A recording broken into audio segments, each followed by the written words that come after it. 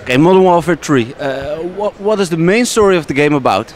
Well, Modern Warfare 3 picks up right after Modern Warfare 2 ended. I mean, just hours after. You know, Task Force 141 is either on the run or dead, and the eastern seaboard of the United States is sort of in flames and is taken over by the Russians. So we have the Russians being pushed out by the Americans. That's what the first couple of levels that you've seen with New York and Harbor are about. And then the war picks up in Europe. We go into Russia and France and Germany and England, and we end up even going down into Africa, and we touch on even in the Himalayas. So this is truly a global conflict. And who are you playing? Oh, you play a bunch of different people. We've got some new characters in the game, and I can't talk about some of the other ones. You'll see. You mentioned Modern Warfare 2.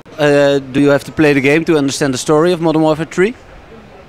No, not at all. What we do is we really do a good job in letting people know what happened in the other one, with flashbacks and things like that, and you can pick it up right away, really easy. But our goal with this one was also to tell a really big story and make sure that you understood the story from start to finish. So we've been spending a lot of time since day one on the story. There are a lot of new features, of course. Which feature is the best, you think? Well, we have a lot of features. I mean, it goes down from say the submarines in Harbor level, which is in single player, all the way up to new features in multiplayer, which we'll get to in a couple of weeks. But Spec Ops itself, we've added a brand new mode. We added survival mode, which is just a ton of fun. Wave after wave of characters coming at you, and we've got like dogs strapped with the C4 and juggernauts coming at you. So it's a lot of fun. We've also added leaderboards and progressive upgrades and ranking and things like that. We brought in a lot of the elements that make multiplayer so much fun, and we've added into Spec Ops. And we still have the mission modes from Spec Ops as well. So Spec Ops itself is like almost a game. You've got the single player now, and you've got Spec Ops, and they have multiplayer. You got hundreds and hundreds of hours of gameplay. And when I stand in the store and I look at the shelf, I see a lot of games. What is the one thing I will pick to choose Modern Warfare 3?